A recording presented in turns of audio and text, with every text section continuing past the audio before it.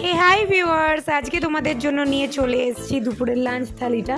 দুপুরের লাঞ্চ থালিতে আজকে রয়েছে ফ্রাইড রাইস আর চিলি চিকেন, যেটা আমি অর্ডার করেছি 99 মাল্টি কার্জন রেস্টুরেন্ট থেকে।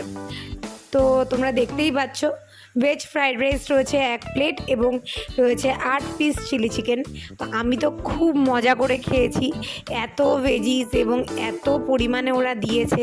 তো তোমরাও যারা এখনও আমার চ্যানেলটাকে সাবস্ক্রাইব করোনি, প্লিজ প্লিজ প্লিজ সাবস্ক্রাইব করে দাও এরকম নিত্য নতুন ভিডিও পাওয়ার জন্য।